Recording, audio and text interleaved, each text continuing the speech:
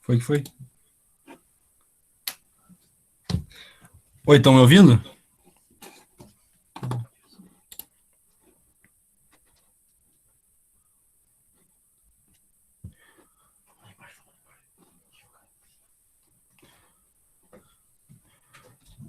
Oi, estão me ouvindo? Aham. Então eu vou começar, então. Deixa eu ver aqui. Estão vendo a apresentação? Tá carregando ainda. Apareceu. Apareceu? Bom, então, né, o Luiz me cedeu aí esse sábado para eu poder falar um pouquinho sobre o sistema nervoso, né? Não sei se tinha falado, né, uma vez que eu participei das aulas dele aí, eu era estudante, né, de farmácia e tal, daí eu tive umas aulas de fisiologia, tipo, professora muito foda, assim, sabe? Daí, dentro da fisiologia, o sistema nervoso é o que eu mais gosto, assim, sabe?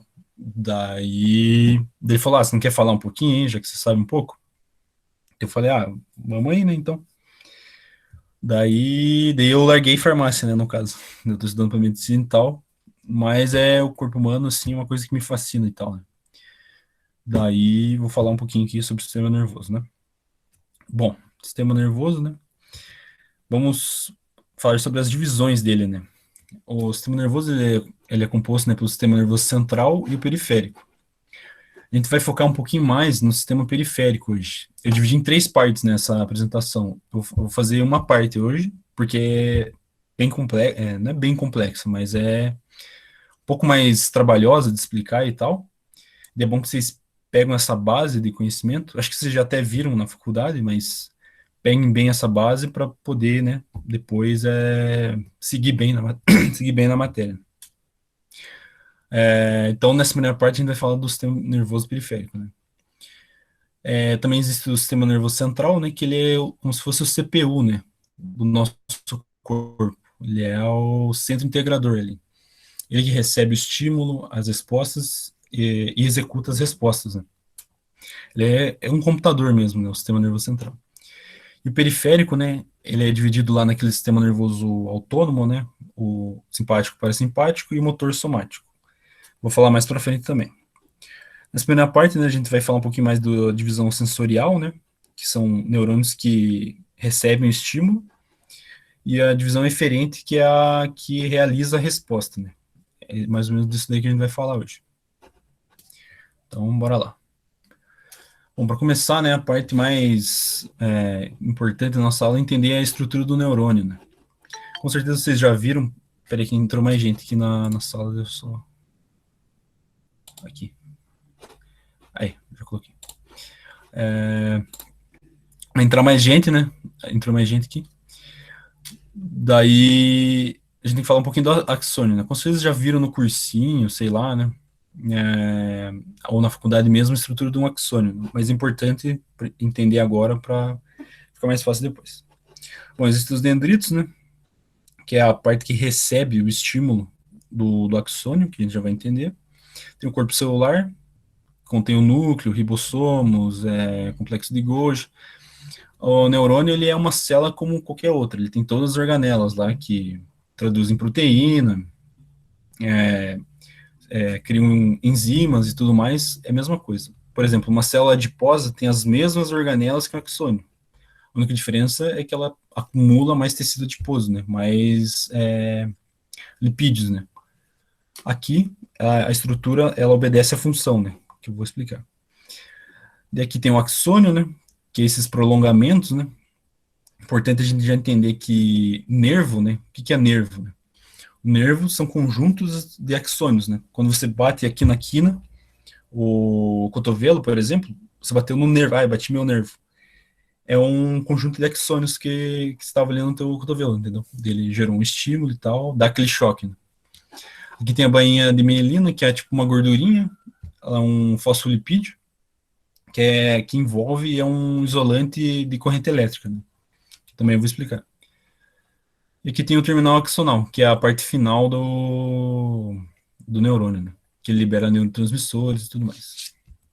Então, Esse é o neurônio, né? E tem outras células no sistema nervoso, né? Não é só o neurônio. Existem as células da glia, né? Que em grego significa cola. Cola por quê? Porque basicamente ela tem função de sustentação, sabe?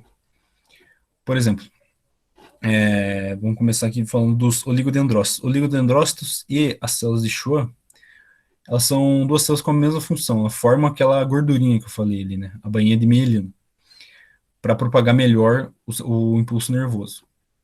A única diferença, né, é que as células de Schwann tem, num axônio, tem muitas células de Schwann, tem tipo umas 50, assim.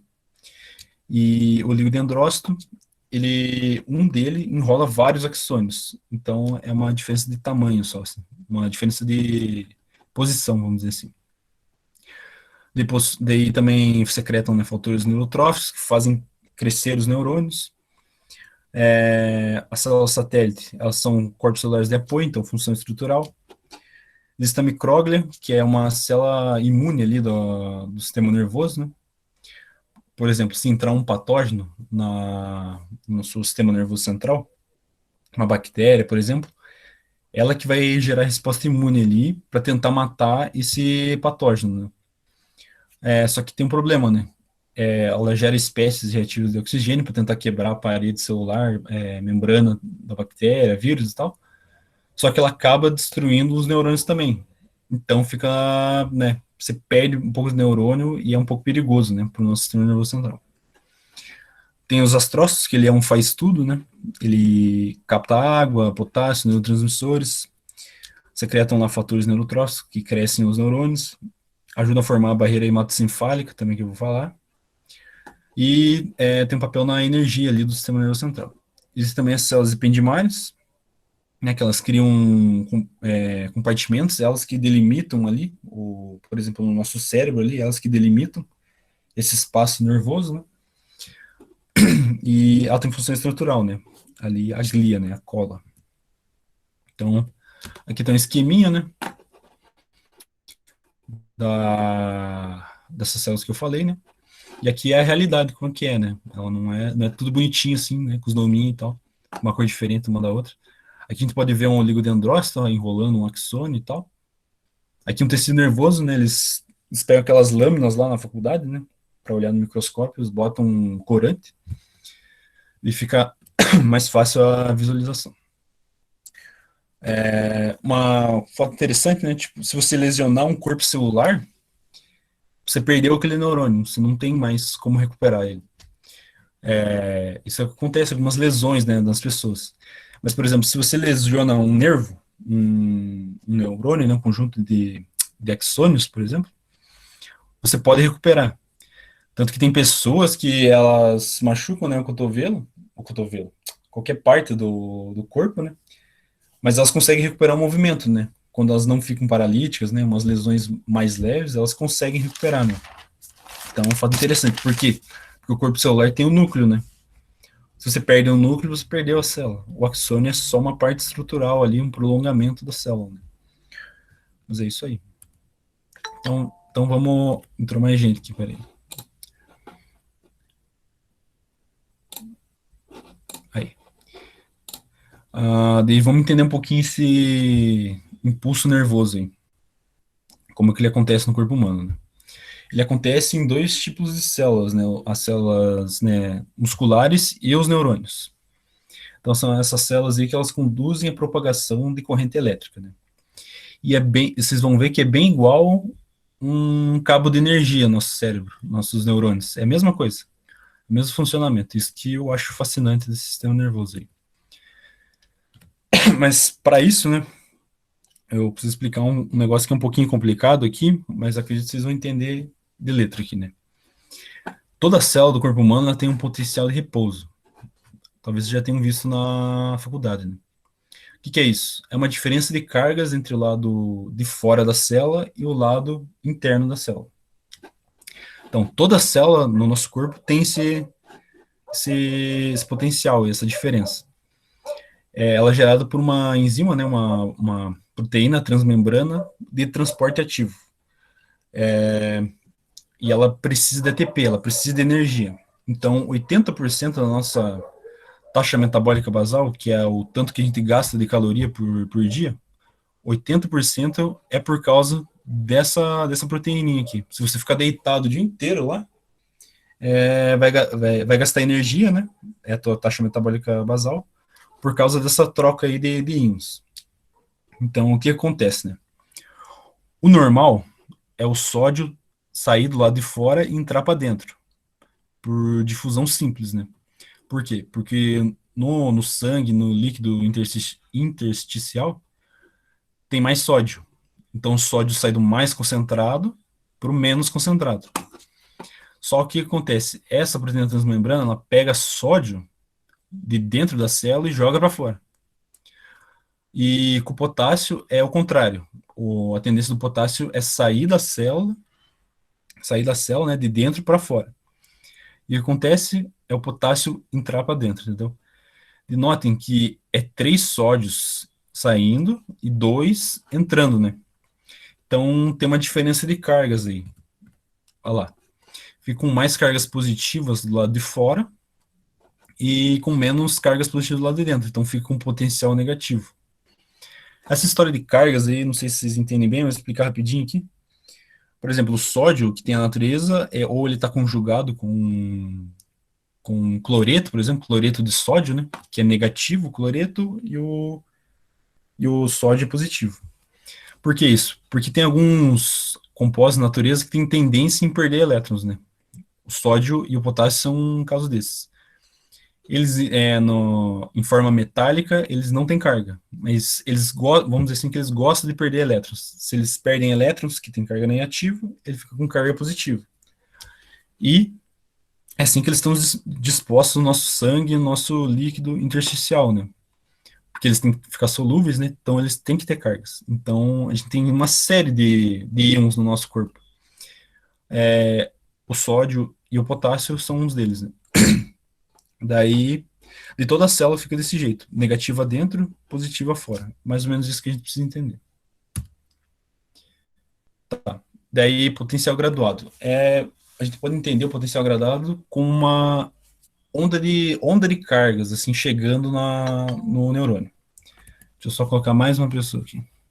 O pessoal tá meio atrasado. Aí.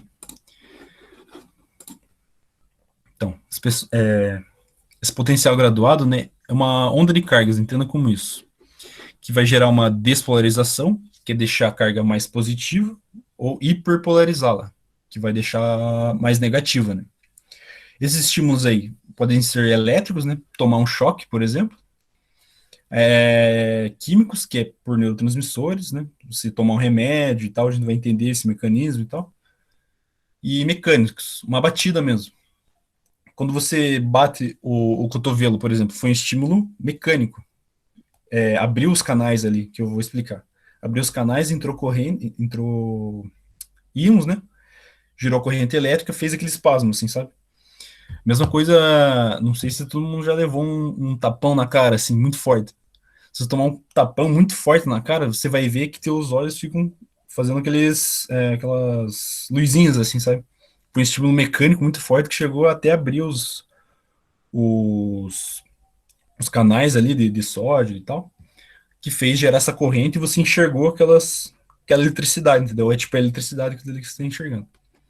E foi isso que eu falei, né? Esses estímulos, eles fazem com que haja abertura de canais. E o ponto de estimulação é sempre no dendrito e no corpo celular. Por isso que foi importante vocês já entenderem a estrutura lá do neurônio, né? Que lá que tem a abertura de canais, e também acontece na membrana muscular. Agora, o limiar de excitação. O que é isso? É uma variação ali que precisa ter para que ocorra esse potencial de ação. O potencial de ação é aquela descarga elétrica que eu falei. Um exemplo disso, mais prático, para vocês entenderem, é igual uma panela quente. Se você tem uma panela quente e você bota o dedo e deixa ali, você vai sentir o queimar o dedo, né? Daí você vai tirar. Mas se só der um toquinho assim, você vai ver que não vai sentir muita coisa no teu dedo. Você não vai sentir nada, na verdade.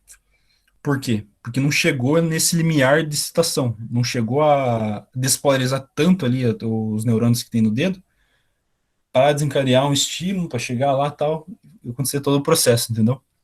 Agora, se você deixa o tempo necessário, vai atingir o limiar de excitação para que ocorra esse potencial de ação, né? Esse aqui é só um valor, né?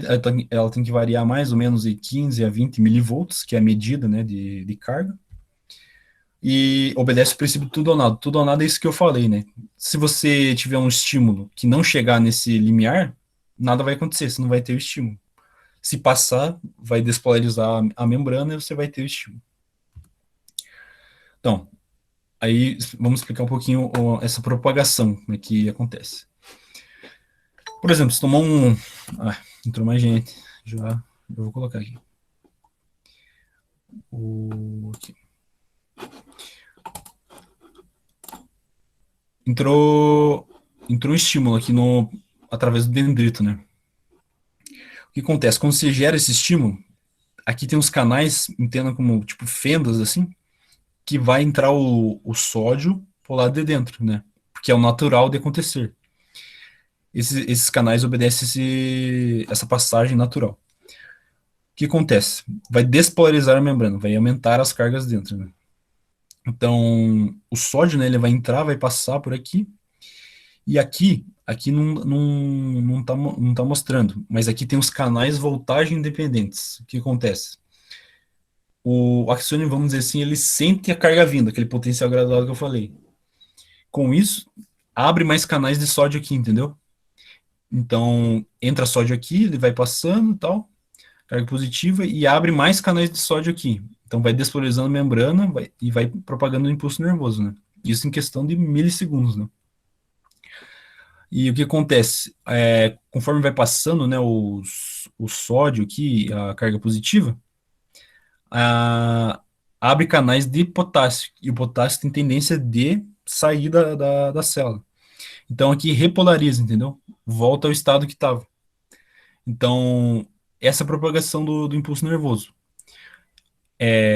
Abre-se canais aqui, né, com estímulo mecânico-químico. Essas cargas passam por aqui e vão abrindo mais canais de sódio aqui. Com isso, também abre canais de potássio e vão repolarizando. Aqui está um gráfico, né, disso tudo que eu falei. Aqui está o limiar, o necessário, né, que se abra que se entre de sódio e outros íons para aumentar a carga, né, para despolarizar. Se você der um estímulo muito pequeno, não vai acontecer esse potencial de ação. Isso aqui é o potencial de ação. Só entrar mais gente aqui.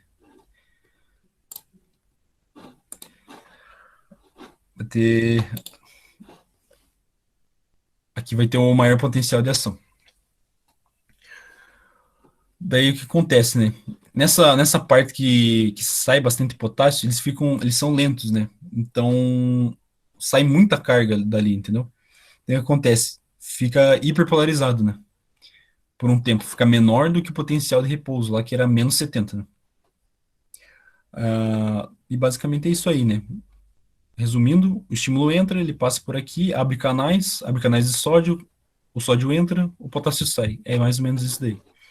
Esse é o mecanismo, uma contração muscular. Você manda teu encéfalo contrair, por exemplo, vai liberar uma série de neurotransmissores que eu vou falar, daí passa o estímulo elétrico, estimula a célula muscular e você consegue contrair o músculo. É basicamente isso daí. Pensamentos também agem dessa forma, elas atingem certos neurônios, né, de maneira bem específica. Você imagina alguma coisa, é isso que está acontecendo. É uma loucura, eu acho muito louco esse potencial de ação. Aqui é mais ou menos o que eu falei, né? Que o sódio entra, né? Despolariza, daí fecha os canais de sódio, daí começa a sair potássio da célula, hiperpolariza, depois volta ao normal. Enquanto está hiperpolarizado, a célula não pode receber outro estímulo, né?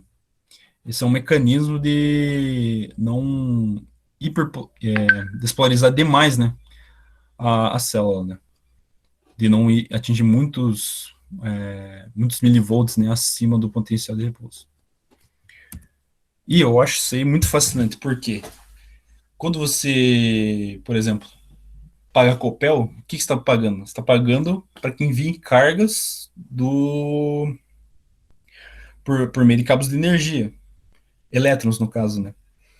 Então, lá na rede de energia, eles enviam esses elétrons por cabos e chegam na sua casa. E chega informação, você consegue assistir essa aula, consegue assistir teu Netflix, você consegue assistir tudo, fazer tudo que você precisa. E é o mesmo funcionamento que está aqui na nossa cabeça. Aqueles papos de falar que a gente é energia, a gente é vibração, isso aqui é meio brisa, né? Mas é verdade. Porque a gente é eletricidade, basicamente. Quando você morre, esse circuito é cortado, vamos dizer assim, tá ligado? E quando eu entendi isso, eu não sabia como é que funcionava um pensamento, uma contração muscular, quando eu entrei na faculdade. Quando isso daí, quando eu descobri isso daí, eu fiquei igual esses caras, assim, tipo, fiquei, caralho, é isso mesmo que acontece? E é muito legal. E o nosso corpo, ele é uma máquina mesmo, assim, né? Eu acho muito louco isso aí. Vamos falar um pouquinho sobre as sinapses. Peraí que acho que vai entrar mais gente aqui. Aí. Eu tô indo muito rápido aí, galera. Vocês estão acompanhando ou não? Estão acompanhando ou não? Fala aí, Geraldo, você que tá com o áudio aberto aí, cara. Tá tranquilo aí, cara, tá bom. Show de bola, então. Então, vamos continuar. Ah, tá. Vamos falar um pouquinho sobre a sinapse, né? Que todo mundo já ouviu falar, mas pouca gente sabe o que é realmente, né? Então, a sinapse nada mais é do que um local de comunicação entre o terminal axonal, aquela parte final lá, né? Do axônio, com outra célula, né? A célula pós-sináptica lá. Então, vamos falar um pouquinho mais sobre isso. Pode ser dois tipos de sinapse aí. Pode ser a sinapse elétrica ou sinapse química, né? Sinapse elétrica, né? Ela transmite um sinal elétrico, que é essa corrente, né? Essa passagem de cargas é uma corrente. Direto de uma célula para outra, né? Do citoplasma de uma para outra, através de poros ali, né? Que umas proteínas transmembrana ali, que se chamam junções comunicantes. Nesse caso, né, a informação pode vir tanto do pós-sináptico, né, da célula pós-sináptica, quanto da pré-sináptica. Então, ela vai e vem, né? Onde ela existe principalmente nos neurônios ali do sistema nervoso central, né? Em outras células da glia, no músculo cardíaco, células não excitáveis, né? Que usam sinais elétricos, e a célula beta-pancreática, né? Que secreta insulina. Ela é mandada no estímulo, ela tem essas junções comunicantes, a célula entende que precisa liberar insulina, né? Então aqui é um esqueminha bem porco, né? Mas é o que acontece, né? As cargas daqui do neurônio pré-sináptico estão vindo de um lado, elas passam direto para o próximo neurônio, né? Através dessas proteínas de membrana. Aqui é uma estrutura proteica, né? Tem aminoácidos e tudo mais. É assim que passa, né? É um buraquinho mesmo. E como eu falei, né? Nossos pensamentos, né? Eles são correntes elétricas, né? Muito coordenadas, né? E para transmitir uma informação. Quando você pensa, sei lá, pensa na forma de um tomate. É uma, uma coisa que eu pensei agora, né?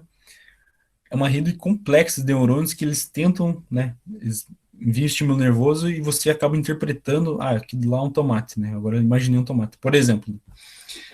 E coloquei uma notícia aqui sobre mais ou menos esse assunto, né? Aqui não apareceu, né? Mas sobre problemas éticos, né?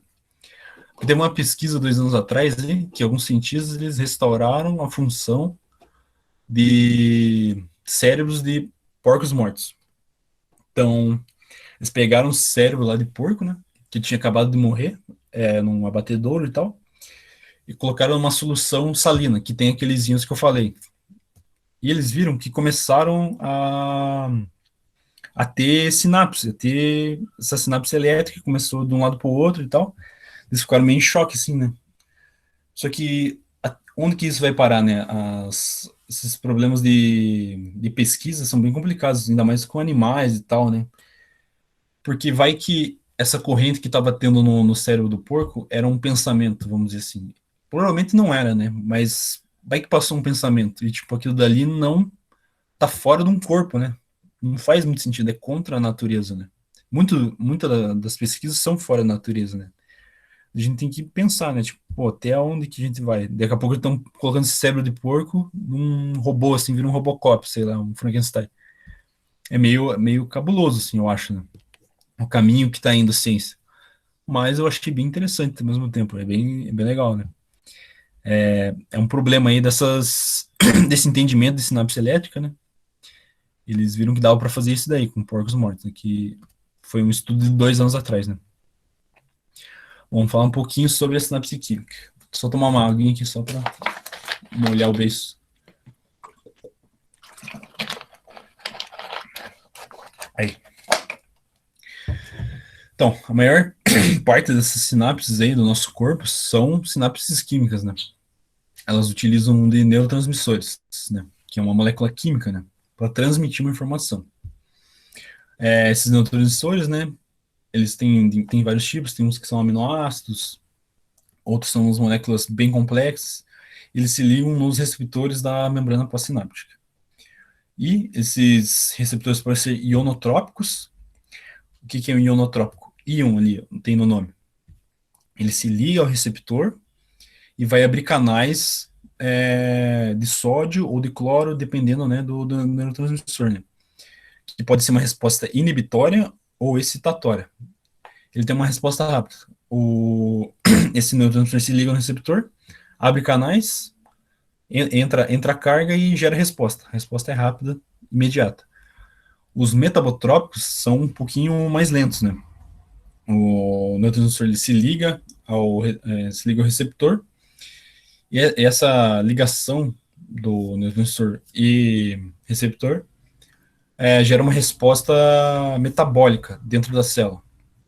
Então ali vai ter uma série de enzimas, vão clivar substâncias e tal, para gerar uma resposta. Daí isso inclui síntese de proteínas e tal. A mudança de metabolismo da célula é uma resposta mais lenta, né? Olha lá. Esses neurotransmissores, né, onde que eles ficam? Eles ficam ali no terminal axonal, aquela parte final lá do axônio, né? O potencial chega lá, aquelas cargas, né, chegam aqui no final e ativam, né, uns canais voltagem dependentes de cálcio. Quando esse potencial de ação chega, cálcio entra na célula e se liga nos receptores que tem na vesícula, né? Que armazena os neurotransmissores, estão ali prontos para serem liberados. E quando se ligam, né? Eles são ativados, vamos dizer assim, para sair da célula. Eles saem por exocitose da célula, né? Esses neurotransmissores, eles se ligam ao receptor e geram aquela resposta na célula, que pode ser lá ionotrópica ou metabotrópica, né? Basicamente é isso aí que acontece. Os neurotransmissores também eles são reciclados, né? Eles não ficam perdidos ali naquela fenda sináptica, esse espacinho, né? Aqui está a da acetilcolina, que é um dos principais neurotransmissores do nosso corpo, né? Ele é formado aqui, ele é formado lá no finalzinho, né? No terminal axonal, né? Tem uma molécula, uma coenzima A, entra na mitocôndria, forma acetil-CoA. E outra enzima sintetiza acetilcolina. Ela sai, se liga ao receptor e na membrana da célula pós-sináptica existe uma enzima que quebra a acetilcolina em colina e acetato, né? E os dois voltam para a célula, né? Eles não são perdidos, né? Então há uma reciclagem, né? E a gente poderia pensar, né? Pô, se liga aqui, né? Ele poderia ser perdido, para onde que vai, né? Então ele geralmente ele é reaproveitado ou flui pelo líquido intersticial, né?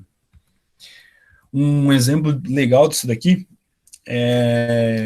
são os antidepressivos, né? Alguns deles eles utilizam do mecanismo de esqueci agora como é que é, de recaptação de serotonina. Serotonina é o hormônio do bem-estar, né? é aquele que faz sentir bem e tudo mais. O que acontece? Imagina que aqui é a serotonina, ela se liga ao seu receptor, né? E esses medicamentos, eles inibem a recaptação de serotonina. O que acontece? Inibindo a recaptação, fica com mais serotonina aqui, ó, nessa fenda sináptica, entendeu? Então tem mais serotonina que pode agir. Então, na verdade, a sertralina, né, que é esse remédio, não, você não está tomando serotonina. Na verdade, você está usando melhor o que você já tem, entendeu? Então não existe essa recaptação. Ela fica aqui na fenda sináptica e tem mais ação, se liga mais aos receptores e causa mais bem-estar na pessoa que é depressiva, né? Então, aquelas respostas lá que eu falei, né? O neurotransmissor, né, são aquelas que geram potenciais lá sinápticos e tal, né? E os neuromoduladores geram aqueles potenciais sinápticos e efeitos de longo prazo, né? Então são mais lentos, as respostas lentas, né? Esses dois, né, são chamados de neuróquinos. Neuróquino é qualquer coisa que é liberada pelo neurônio, né? Então, os neurotransmissores, eles se ligam a um canal iônico, por exemplo, aquela resposta ionotrópica, e abre esses canais. O que acontece? Mais sódio entra, ou mais potássio sai e cloro entra. Se mais sódio entrar, vai ser uma despolarização, né, excitatória. E se cloro entrar, por exemplo, vai ser uma hiperpolarização, né, vai deixar mais negativa a célula ainda. Os neuromoduladores, né, eles funcionam mais ou menos como hormônios, né, eles se ligam a um receptor e vão desencadear uma resposta bem, bem mais complexa, né. Aqui é uma via do segundo mensageiro, né, que é umas reações metabólicas que existem dentro da célula. Isso daí pode abrir canais iônicos também do mesmo jeito, ou também regula a síntese de novas proteínas, né? Então, é uma resposta bem mais complexa. Então, aqui só uns principais neurotransmissores que a gente tem no corpo, né? A acetilcolina, né, é o principal. Ela, né, regula a contração muscular, né? Tanto de músculo esquelético, quanto de músculo liso e cardíaco, né? E, por exemplo, a muscarina, né, um agonista da acetilcolina é a muscarina. O que a muscarina faz? Ela contrai a nossa pupila, entendeu? Então, por isso que o receptor se chama muscarínico, entendeu? É só para complicar esses os nomes. Podiam pôr só receptor de acetilcolina, mas é receptor, né, muscarínico, que tem essa função de contrair, né, função simpática, vamos dizer assim. Que a gente já vai ver mais. E o antagonista da acetilcolina é a atropina. A atropina é aquele remedinho que a gente coloca no olho quando a gente vai no oftalmo, sabe? Que ele precisa ver aquele exame de fundo de olho lá, daí a pupila, ela dilata, né? Fica mais fácil de enxergar. Antigamente, lá a planta que tem essa atropina chama de beladona, né? Porque deixava as mulheres com um zoião assim, e a mulher ficava mais bonita e tal, lá aquelas épocas, bem antigamente. Daí, as aminas, né, que é uma classe de neurotransmissores, tem a noradrenalina e a adrenalina, que também são bem importantes aí no nosso corpo, né? Os receptores se chamam adrenérgicos, né? E tem a dopamina, tem a serotonina que eu falei, a dopamina é o do prazer, né? Um fato interessante, quem tem uma baixa quantidade de dopamina tem Parkinson. Eles descobriram isso. Eles estão tratando com L-Dopa lá, que é um medicamento, né? Precursor de dopamina. Tem a serotonina, que eu falei. Aí o excesso de dopamina gera esquizofrenia. Pessoa muito louca que tem muita dopamina tem esquizofrenia. Então, nosso corpo tem um ajuste fino de cada coisa, assim. Nem de mais, nem de menos. Se tiver de menos, tem um problema. Se tiver de mais, tem outro problema. Então, a dose certa de dopamina e outros neurotransmissores são essenciais para a nossa saúde. E tem histamina também, que ela gera respostas alérgicas, né? E aqui tem uns medicamentos, vou falar todos aqui, mas que tem a mesma ação ou ação contrária desses neurotransmissores. Tem o glutamato também, que o glutamato ele é um neurotransmissor que faz você sentir o gosto gostoso. É meio bizarro, né? Mas, por exemplo, salgadinho, essas comidas industrializadas, elas são cheias de glutamato.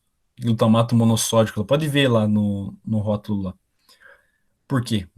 Esse é um neurotransmissor que, quando entra nas papilas gustativas, ela gera um sinal pro teu cérebro entender aquilo ali como gostoso. Às vezes nem é tão gostoso, mas eles colocam isso daí para você viciar, né? Realmente, só para isso. Então, esse é um neurotransmissor bem importante aí na indústria, por exemplo, na indústria alimentícia. Alimentícia. Existe o GABA, né? O GABA, resumindo, ele dá sono. Por quê? Porque ele abre canais de cloro e gera uma resposta inibitória do teu sistema nervoso central. Então, quando você está quase pegando no sono, o GABA está agindo muito no seu cérebro.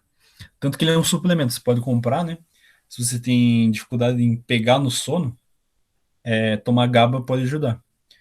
Ele ajuda você a pegar no sono, né? Para você ter um sono profundo, aí você teria que tomar melatonina, né? Melatonina ela te deixa com o sono REM lá mais profundo, te deixa com o sono mais profundo. Mas para induzir ao sono, é o GABA.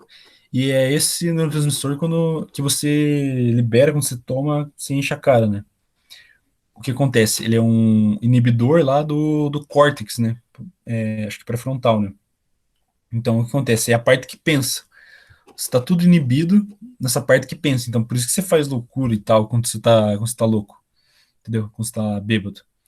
Por quê? Porque ele diminui essa racionalização, né? Porque tá inibido aquela área do seu cérebro. Então, e também barbitúricos, né? Que são os remédios lá para ansiedade e tal, também agem do mesmo jeito. A glicina também é a mesma coisa, é um meio que inibidor. E a adenosina, ela é interessante. Ela também te deixa com a sensação cansada. Quando ela se liga no receptor lá no teu neurônio, ela te deixa cansado.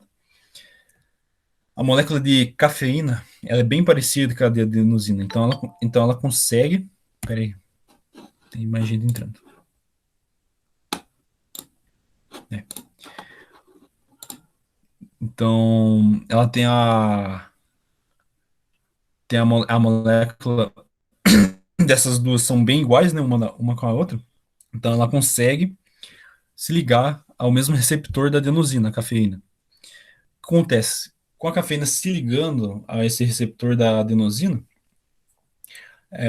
a adenosina não consegue se ligar nesse receptor, entendeu? Então você tem aquele efeito que você parece que você tá com mais energia, mas na verdade você só não tá cansado, entendeu? Quando você tá meio dormindão lá, você toma um café, você fica tipo no gás, assim. Por quê? Porque você tá inibindo que o cansaço apareça, entendeu? Não é que você tá tomando um estimulante, assim, que você fica mais louco, entendeu? Você tá, vamos dizer assim, inibindo o cansaço. É assim que funciona a cafeína. Isso tudo no nosso cérebro, né? E aqui uma coisa bem interessante aqui, só que um pouquinho mais complexa, né? A gente tem que entender. Que são tipos de inibições, né? Por exemplo, um mesmo neurônio, corpo celular dendrito, pode ter, nossa, vários terminais axonais agindo nele, né?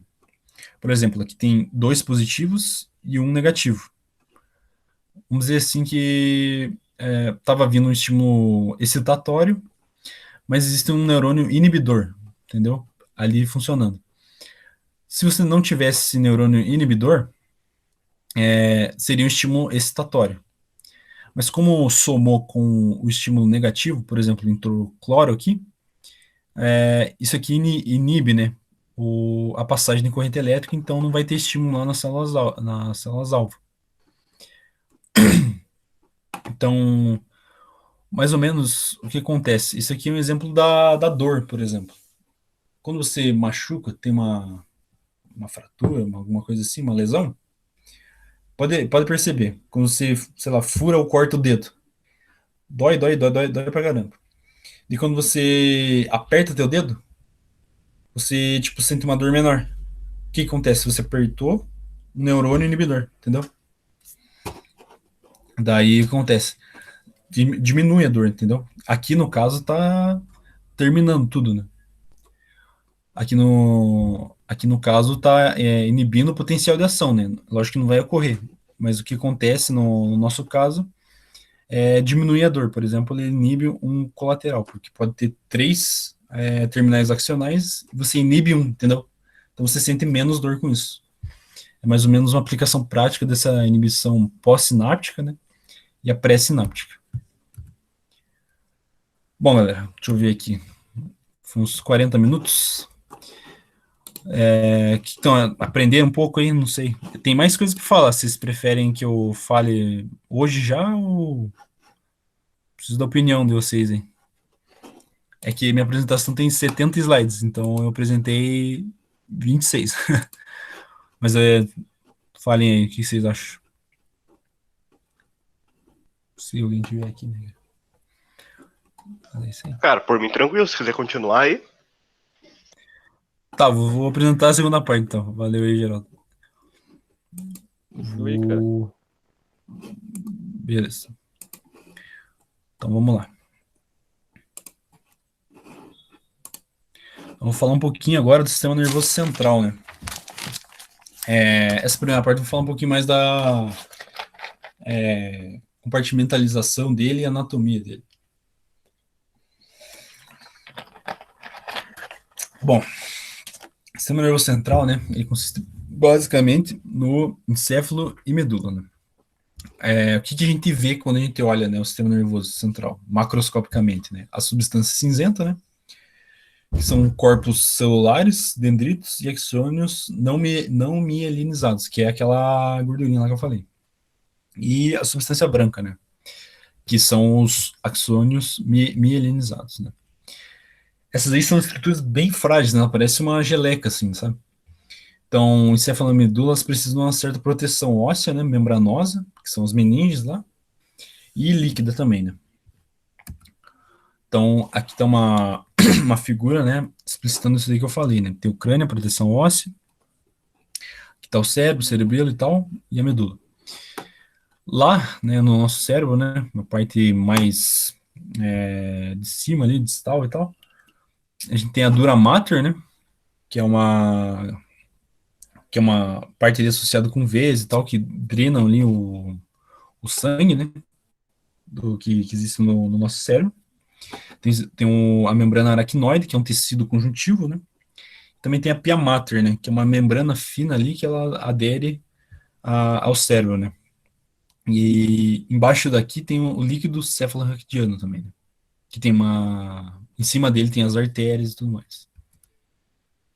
Aqui está a medula, né? Aqui tem a substância cinzenta que eu falei, que tem corpos celulares, né? Então tem corpos celulares que saem aqui os axônios e vão lá para o local de ação, né? E aqui tem os neurônios, né? A parte mais de fora, né? Aqui tem a pia mater, a dura mater, né? A membrana aracnoide lá, que é a mesma coisa do cérebro, né? Gânglio, pessoal, o que é gânglio? Gânglio é um conjunto de corpos celulares fora do sistema nervoso central. Então, aqui é um gânglio autonômico, né? Então, não é do sistema nervoso central. É importante entender esses termos aí, né? Tipo, ó, nervo, que eu tinha falado, é um conjunto de axônios. Gânglio é um conjunto de corpos celulares. O líquido cerebroespinal, né? O céfalo raquidiano, a mesma coisa. Eles são produzidos, né? Lá no interior do nosso cérebro, né?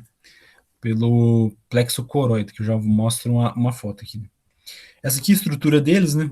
Ele vamos dizer assim, uns vãos, né? Uns buracos que existem no nosso cérebro, que deixam ele mais leve, vamos dizer assim, né? E em volta, né, do nosso cérebro também tem essa... Entrou mais gente aqui, peraí. Em volta do nosso cérebro também tem esse líquido cefalorraquidiano. Ele basicamente ele é para nutrir nosso cérebro e para diminuir o choque mecânico.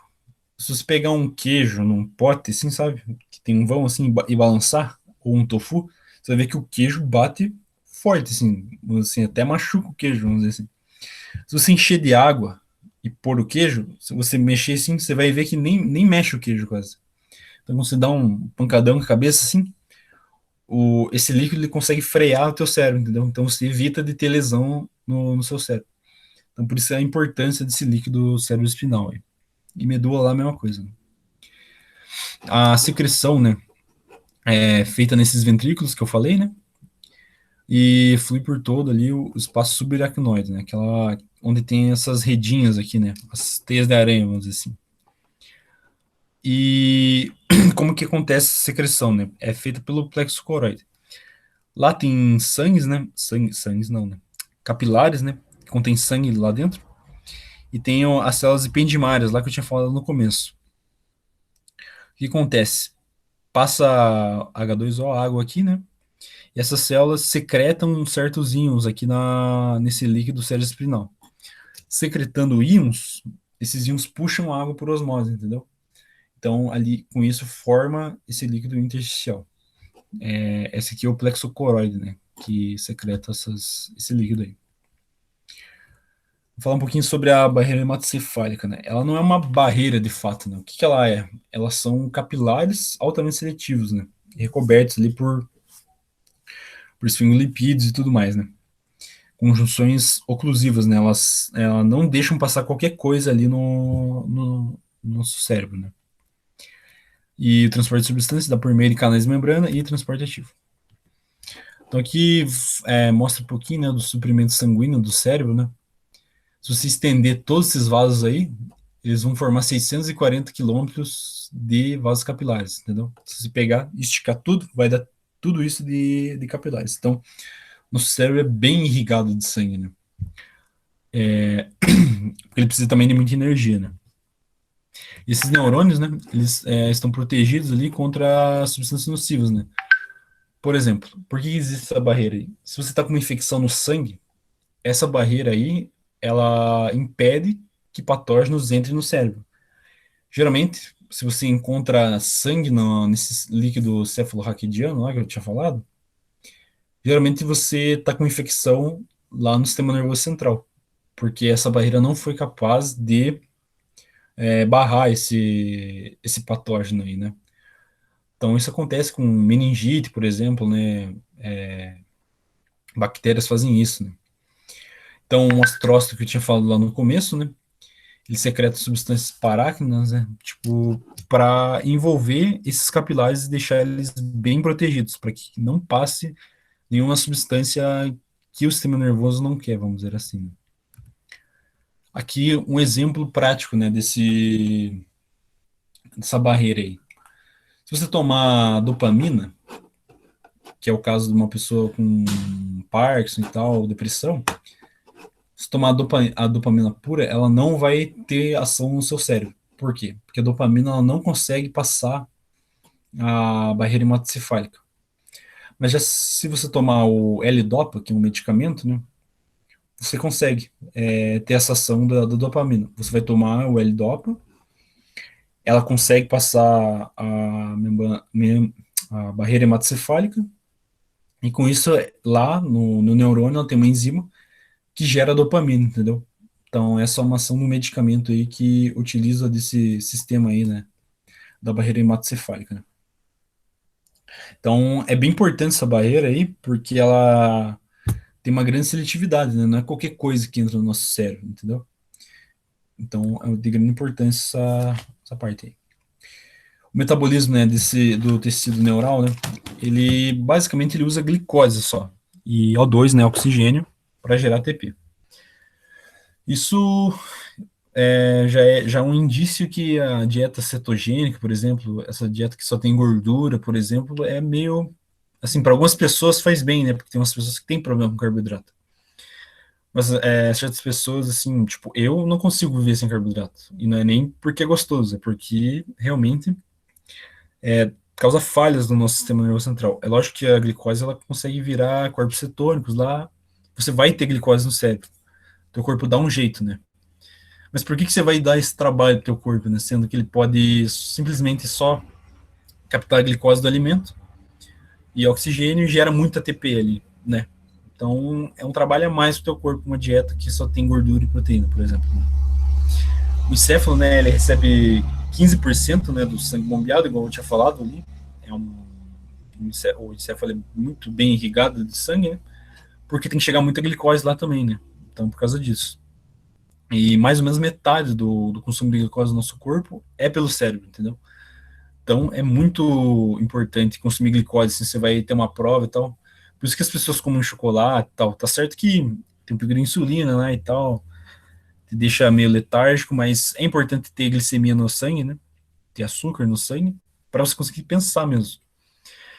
E tem certas pessoas, né, que tem diabetes, por exemplo, geralmente dá hipoglicemia e leva você a confusão mental, irritabilidade. Eu tenho um tio lá que ele tem diabetes, né? E uma vez ele ficou louco lá, louco, virado no guele lá, porque não tava com açúcar no sangue. E realmente, como começa a falhar essas redes neurais, é como se ele ficasse, tipo, esquizofrênico, assim, queria bater na netina, que desculpa, né? Mas é mais ou menos isso, sabe? Você fica totalmente pirado sem glicose. E é verdade, quando você fica privado também numa dieta muito restritiva, você tem esses efeitos aí de hipoglicemia, né? Vou falar um pouquinho da medula espinal, né? Ali é aquela parte que eu já tinha mostrado, né? Substância branca, né? Que tem axônios mielinizados. E a substância cinzenta, né? A raiz dorsal, né? A parte de trás dela leva informações sensoriais. Por exemplo, se você queima o dedo, né? O estímulo vai entrar por detrás da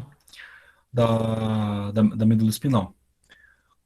A raiz ventral, né? Que é a parte da frente, ela faz teu dedo tirar, vamos dizer assim, né? Ela que é o efetor do movimento. E aqui tem os núcleos diferentes e tal, tem a compartimentalização, né? Esses, esses neurônios, né?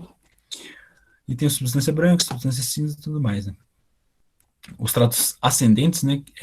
Que levam informação lá pro sistema nervoso central, né? Eles sobem. Os descendentes, né? Eles enviam a mensagem, né, de resposta. Agora o reflexo espinal, né? O reflexo espinal é quando, por exemplo, é aquele teste do joelho lá que o médico faz, que é dar uma marteladinha no teu joelho, você, sem querer, né, você levanta teu joelho. Por que acontece isso aí? Porque esse tipo de estímulo, ele não vai lá para o sistema nervoso central, ele vai direto lá para o encéfalo, na verdade, né? Ele vai direto para a medula. Esse estímulo chega lá, tem um interneurônio, né, que é um neurônio entre o pré-sináptico lá e pós-sináptico, e transmite essa mensagem aí para o neurônio efetor ir lá e contrair o músculo, né? Não só músculo, também pode ser glândulas, né? Então, é uma mensagem que não chega lá no teu encéfalo, você precisa interpretar para acontecer. Isso aqui foi descoberto, minha professora falou na aula, né? Que, por exemplo, eles fizeram um teste meio macabro, né? Eles pegaram um sapo e colocaram numa panela quente, né? Se jogar o sapo na panela quente, ele pega e já pula, porque ele tem esse reflexo espinal. Agora, se você pôr o sapo na água, e ele é um anfíbio, né? Ele gosta de água, ele fica lá suave. Só que se você for esquentando, esquentando, esquentando, ele não vai perceber tanto, entendeu? Quando ele for perceber, ele já está cozido, entendeu? Por quê? Porque não teve esse estímulo tão forte para acontecer o reflexo espinal, né? Foi assim mais ou menos que eles descobriram o reflexo espinal, que ele não passava, né, lá pro encéfalo, né? Ele é uma ação mais rápida. Bom, aqui é basicamente uma anatomia, né, do sistema nervoso central, né? Aqui tá os lobos, né, do nosso cérebro. Ali tem as áreas sensoriais, motoras. Cada parte do nosso cérebro ele é responsável por uma função. E ele é bilateral, por exemplo. Às vezes tem algumas funções, por exemplo, a fala, ela é só do lado esquerdo, entendeu? A movimentação e tal é só do lado direito. É mais ou menos isso, entendeu? Tipo, ele é bem assimétrico nesse sentido. Não é simétrico, né? Como a gente pode pensar. Daí tem os núcleos da base, tem a amígdala, emoção e tal. Cada um tem uma função, né? Tem aqui as glândulas que secretam hormônios, que eu vou falar do sistema endócrino aí, se vocês quiserem mais para frente. Já está pronto os slides. E aqui tem o tronco encefálico, né? aqui é composto do tálamo, dos tratos ópticos, que são neurônios, né? Tem o mesencéfalo e tal, e cada um tem uma função diferente. O mesencéfalo ali, o movimento dos olhos, a ponte, né, uma estação retransmissora entre cérebro e cerebelo. Tem o bulbo também, e tem a formação reticular. Essa formação reticular é interessante, ela não está mostrada aqui, mas ela envolve o cérebro inteiro. Ele é responsável pela modulação da dor. Só que o que acontece? Ele está perto, ele também inerva umas certas partes do bulbo, assim, sabe? Então, por exemplo, quando você tem muita dor, você pode acabar vomitando, entendeu? Por exemplo, meu pai já teve pedra no rim, ele vomita de dor, assim, que é uma reação muito difusa pro teu cérebro, ele não consegue interpretar só como dor, entendeu? E acaba atingindo certas áreas ali do bulbo, né? Envolve elas e faz com que tenha essas reações involuntárias, de tanta dor você vomita, entendeu? Então é um negócio bem interessante do nosso sistema nervoso, né? Aqui o sistema límbico, né? Ele é responsável pelas emoções tipo mais íntimas, vamos dizer assim, né? É a parte mais primitiva do nosso cérebro. Basicamente todos os animais e vertebrados, por exemplo, têm essas partes aqui, né? Tem o tálamo, tem o giro do símbolo, hipocampo, está envolvido ali na aprendizagem e memória. E todos os animais têm isso daí, porque aqui está relacionado com nossos estímulos, né? Instinto sexual, instinto de alimentação e tal, procurar se alimentar e tudo mais, né? A amígdala também ela está envolvida na emoção e na memória. Interessante do hipocampo, por exemplo, quando você está aprendendo uma coisa nova. Você aprende, essas informações ficam retidas no hipocampo, entendeu? Só que se você não estudar de volta, você esquece isso daí. Então você precisa repetir esse estímulo, entendeu? E também dormir também ajuda nisso daí. O que é isso? É você corticalizar essas memórias, vamos dizer assim. Corticalizar é sair daqui do hipocampo, né? E ir para as partes mais exteriores do seu cérebro. Corticalizar, né? Ir pro córtex, né? Então, quando você aprende uma coisa e você tem uma noite boa de sono, geralmente você consegue lembrar boa parte do que você aprendeu. Se você estuda de novo, você reforça isso daí e deixa mais corticalizado, pronto para usar, entendeu? Quando você estuda uma coisa e tem que apresentar, você geralmente corticalizou isso daí, porque você consegue falar, né, sobre isso daí. Quando você não sabe muito bem das coisas, assim, geralmente é porque você não corticalizou tanto, sabe? Mais ou menos isso daí é a função, uma das funções do hipocampo. A amígdala, ela é também responsável pelo medo e tal. Tem umas certas pesquisas lá que indicam que a amígdala é menor em psicopatas. O psicopata, ele não sente medo, entendeu? Tipo, ele não tem essa sensação que a gente tem. Então, por isso que ele mata, estupra e tal. Porque ele não sabe o que é ser humano por completo, sabe? Não que isso exima ele dos crimes, né? Tem que ser preso, do mesmo jeito. Mas é um fato interessante, tipo, uma coisa realmente física ali do cérebro dele que é, induz a ele a ter um comportamento psicopata, né? Então, vamos falar um pouquinho do sistema nervoso autônomo, né? Ele uma divisão, né, do sistema nervoso periférico, né? Então, desde a antiguidade já se supunha que existia um sistema nervoso autônomo, né? Esse Cláudio Galeno, ele era um médico, né? Ele descrevia que espíritos animais fluíam do cérebro para os tecidos através dos nervos e criava uma simpatia entre as diferentes partes do corpo. Por que eu falei isso daí, né? Essa simpatia, né? Esse espírito que vem lá de cima e flui pro corpo, gera essa simpatia. Essa simpatia gerou esse nome aí simpático, né? Então, lá antes de Cristo, os caras já sabiam da existência desse sistema nervoso. Lógico que não com tanta complexidade que a gente conhece hoje, né? Então, por isso o nome desse simpático, né? Esse sistema aí, ele se divide no simpático, no parasimpático, motor somático, que é o dos músculos, né? De movimentação, e sistema nervoso entérico. A gente tem um sistema nervoso no intestino. Só que eu não vou falar aqui dele hoje, porque senão fica muito extenso. É uma parte mais do sistema gastrointestinal, né? Então, eles atuam juntos, né? O sistema nervoso parasimpático e simpático, como, né? a maneira de regular o nosso corpo, né? O hipotálamo e o tronco encefálico, que eu falei ali, são os principais reguladores desse sistema aí, né?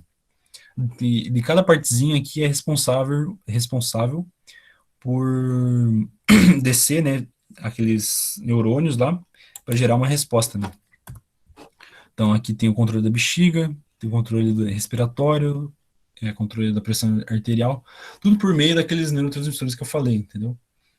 Por isso que é bem complexo o sistema nervoso. Aqui está a divisão clássica, vamos dizer assim, do sistema nervoso simpático e parasimpático, né? A diferença é que como eu vou dizer, as origens deles são diferentes, né? O parasimpático é lá da parte mais de cima, né, da ponte, do bulbo, e lá da parte sacra, né, da nossa medula. Já o simpático é uma parte mais intermediária lá da nossa medula. Da medula saem esses neurônios, né? Então, geralmente, o simpático ele é classificado como aquele sistema de luta ou fuga, sabe? Quando você, quando você tipo, toma um susto, por exemplo, ou você está numa situação de perigo, o que acontece? Você dilata a pupila, né? Você inibe a digestão, porque não faz sentido ter sangue no estômago, né? É, também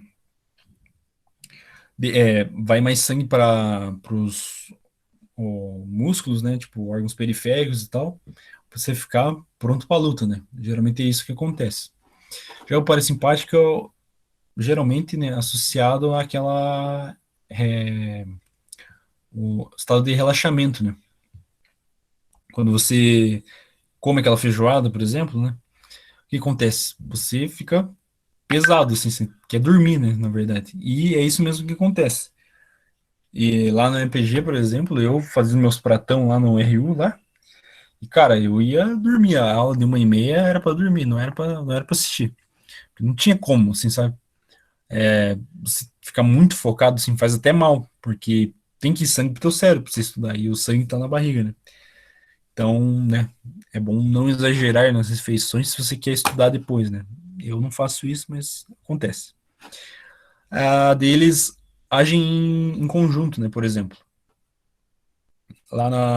o parasimpático ele induz a ereção, né? Mas o que faz o homem ejacular é a indução da ejaculação pelo simpático, entendeu?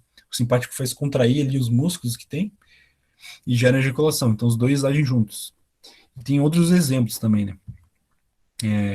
Tem relaxamento, lá, quando você está no luta-fuga, no luta ou fuga, tem o relaxamento das vias aéreas, né? Para entrar mais ar no pulmão. Quando você está mais suave, há a constrição das vias aéreas, né? Então, vamos falar um pouquinho. O controle antagonista, né? Esse que eu falei, tipo, por exemplo, um contrai e outro relaxa, são controles antagonistas, né? Mas nem todos estão com esse tipo de controle, né? Como eu falei, os dois agem juntos aqui, a ejaculação e a indução da ereção. Então, vamos lá. Tem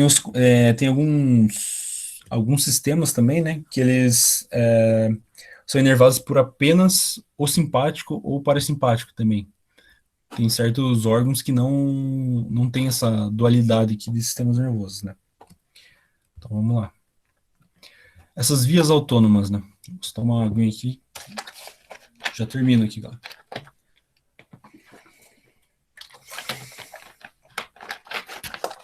Existem as vias autônomas. A via simpática, ela tem um neurônio pré-ganglionar menor. E ela libera geralmente acetilcolina e noradrenalina lá no final. Esse gânglio autônomo é esse gânglio aqui, ó, pertinho da medula, entendeu? Então, sai um neurônio daqui, atinge um gânglio, que é o corpo celular, né, um conjunto de corpos celulares. Esse corpo celular é um outro neurônio que vai enviar a mensagem, né? Que tá aqui, ó, que vai enviar a mensagem para o músculo, um receptor adrenérgico e tal. E também tem a via parasimpática, que tem o neurônio pré-ganglionar, né, maior, né, colinérgico. E por que disso, né? porque tem que sair de um local que está mais longe, né? Entendeu? Então eles saem de um local e percorrem um grande caminho para atingir o gânglio que está perto do músculo, entendeu? Para ficar mais fácil de soltar a, o neurotransmissor, né?